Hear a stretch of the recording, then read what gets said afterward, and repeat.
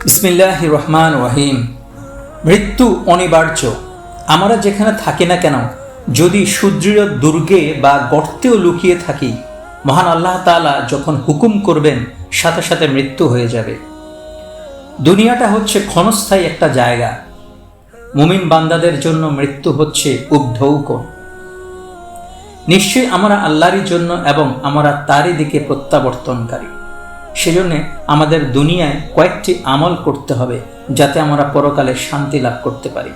অর্থাৎ যে আমলগুলো করলে দুনিয়াতে ও পরকালে শান্তি আর শান্তি। 1 নম্বর হচ্ছে দান সৎকা করা। যারা নিজেদের ধন সম্পত্তি আল্লাহর পথে ব্যয় করে, তাদের এই সৎ দান এমন একটি শস্য বীজ, যাতে উৎপন্ন হয় 7টি শীষ, আর প্রতিটি শীষে থাকে শত শস্য দানা। আল্লাহ যাকে ইচ্ছা বহুগুণ প্রবৃদ্ধি দান করেন। সুতরাং দান করলে মহান আল্লাহ তাআলা খুশি হন। আপনি কোথাও একটি মসজিদ নির্মাণ করলেন, কিয়ামত পর্যন্ত মুসল্লিরা সেখানে নামাজ পড়বে, আপনি সওয়াব পাবেন। একদিন আপনিও দুনিয়ার মায়া ত্যাগ করে চলে যাবেন, কিন্তু আপনি দোয়া পেতেই থাকবেন, অর্থাৎ আমল কবরে যেতে থাকবে। আপনার সামর্থ্য অনুযায়ী অথবা কয়েকজন মিলে একটি মাদ্রাসা নির্মাণ করে দিলেন, একটি রাস্তা নির্মাণ করে দিলেন। যতদিন ওই মাদ্রাসা থাকবে এবং যতদিন ওই রাস্তা দিয়ে লোকজন চলাফেরা করবে, সকলেই সওয়াব পাবে। কোনো এলাকায় খাবার পানির সমস্যা, একটি টিউবওয়েল স্থাপন করে দিলেন। যতদিন তারা পানি পান করবে, আপনি সওয়াব পেতে থাকবেন। একজন অসহায় ব্যক্তিকে একটি রিক্সা কিনে দিলেন, তাতে ওই পরিবারটি সচ্ছল হয়ে গেল, আপনি দোয়া পেতে থাকবেন। এভাবে আপনি জনকল্যাণমূলক কাজে দান সৎকা করলে মহান আল্লাহ তাআলা অবশ্যই আপনার উপর খুশি হবেন এবং কিয়ামত পর্যন্ত এর সওয়াব আপনার আমলনামায় যোগ হতে থাকবে। তবে মনে রাখতে হবে, অবৈধ পয়সা দিয়ে এবং লোক দেখানোর উদ্দেশ্যে কোনো কিছু করা হলে সওয়াব তো হবেই না, বরং এর জন্য আপনি কঠিন শাস্তি ভোগ করবেন। এছাড়া রাস্তা থেকে পাথর, হাড়, কাঁটাযুক্ত ডাল সরিয়ে ফেলা, যাতে পথচারীদের ক্ষতির কারণ না হয়, এই জাতীয় কাজ করাও সদকা। যারা শুধু আল্লাহর সন্তুষ্টির জন্য আন্তরিকতার সাথে দান করে, তাদের উপমা হচ্ছে উঁচু জায়গায় এমন একটি বাগান, যেখানে মুষলধারে বৃষ্টি হলে দ্বিগুণ ফল উৎপন্ন হয়, আর হালকা ঝিরঝিরে বৃষ্টিও বাগানটিকে ফুলে ফলে ভরিয়ে রাখে। রাসূল পাক সাল্লাল্লাহু আলাইহি সাল্লাম ইরশাদ করেন, দানশীল আল্লাহর বেহেশতের মানুষের নিকটবর্তী এবং দোজখ থেকে দূরবর্তী।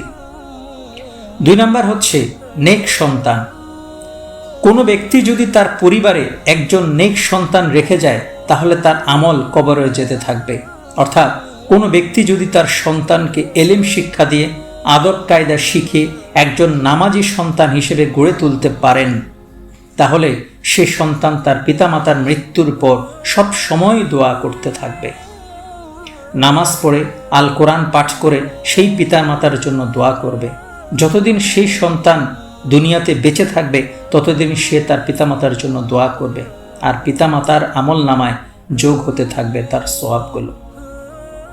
সেজন্য নিজের সন্তানটিকে শিষ্টাচার ও আদব কায়দা শিক্ষা দিতে হবে। রাসূল পাক সাল্লাল্লাহু আলাইহি সাল্লাম ইরশাদ করেন, 7 বছর বয়সেই তোমাদের সন্তানদেরকে নামাজের হুকুম দাও, আর 10 বছর বয়সে নামাজ আদায় না করলে তাকে প্রয়োজন বোধে প্রহার করো এবং বিছানা পৃথক করে দাও।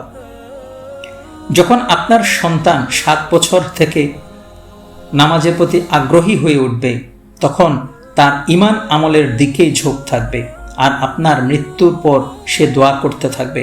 এতে আপনার সওয়াব বাড়তে থাকবে, আপনার আমলনামায় যোগ হতে থাকবে এবং কিয়ামত পর্যন্ত এর ফল ভোগ করতেই থাকবেন।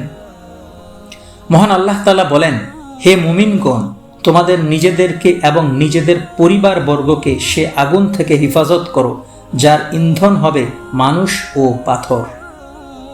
সেজন্য নিজের সংসার, সন্তান এবং আত্মীয় স্বজন সবাইকে আল্লাহর আনুগত্য করার আদেশ দিতে হবে, আদব কায়দা শিক্ষা দিতে হবে এবং নিষিদ্ধ কাজ থেকে বিরত রাখতে হবে।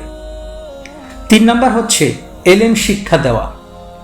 তলাবুল ইলমি ফরিদাতুন আলা কুল্লি মুসলিমিন ওয়া মুসলিমাত।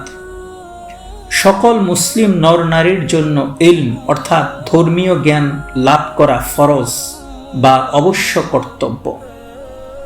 যখন কোনো ব্যক্তি ধর্মীয় জ্ঞান শিক্ষায় লাভ করে তখন সে মানুষকে আল কোরআনের জ্ঞান দিতে পারে। কোরআন ও হাদিসের আলোকে নিজে জ্ঞান অর্জন করে অন্যকে সে জ্ঞান দিতে পারে। তার থেকে যদি একজন ব্যক্তি সে জ্ঞান লাভ করে সে আরেকজনকে তা দিতে পারে। এভাবে ধর্মীয় জ্ঞান বৃদ্ধি পাবে এবং ইসলামের প্রসার ঘটবে। এই সন্তানটিকে ধর্মীয় জ্ঞান অর্জনের জন্য যিনি কাজটি করে দিয়েছেন তিনি প্রচুর সওয়াবের অধিকারী হবেন। তার মৃত্যুর পর তিনি এই আমলটি কবরে নিয়ে যেতে পারবেন। তার আমলনামায় সওয়াব যোগ হতে থাকবে। রাসূল পাক সাল্লাল্লাহু আলাইহি সাল্লাম ইরশাদ করেন, দু ব্যক্তি ছাড়া আর কারোর উপর ঈর্ষা করার অধিকার নেই। এক ব্যক্তি হচ্ছে যাকে আল্লাহ তাআলা ধন সম্পদ দিয়েছেন, এরপর সে তার ধন সম্পদ আল্লাহর পথে খরচ করার সুযোগ দান করেছেন। আর দ্বিতীয় ব্যক্তি হচ্ছে যাকে আল্লাহ ইলম দান করেছেন, সে সেই অনুযায়ী মীমাংসা করে এবং লোকদেরকে তা তালিম দেয়। প্রত্যেক মানুষেরই চিন্তা করা উচিত যে পরকালের জন্য সে আগান কি পাঠাচ্ছে। হযরত আবু হুরায়রা রাদিয়াল্লাহু তাআলা আনহু থেকে বর্ণিত, রাসূল পাক সাল্লাল্লাহু আলাইহি সাল্লাম ইরশাদ করেন, মানুষ যখন মারা যায় তখন তার সবগুলো আমল বন্ধ হয়ে যায়, মাত্র 3টি আমল জারি থাকে, সদকায়ে জারিয়া বা দান সদকা, এমন ইলম যা থেকে লাভবান হওয়া যায় এবং সুসন্তান যে তার জন্য সব সময় দোয়া করে। যা কিছু সৎকর্ম তোমরা অগ্রিম আল্লাহর কাছে পাঠাবে তার পরিবর্তে পরকালে এর চেয়ে ভালো, এর চেয়ে অনেক বড় পুরস্কার তোমরা তার কাছে পাবে। আর সেজন্য তোমরা সব সময় আল্লাহর কাছে ক্ষমা প্রার্থনা করো। নিশ্চয়ই আল্লাহ অতীব ক্ষমাশীল, পরম দয়ালু। আমিন।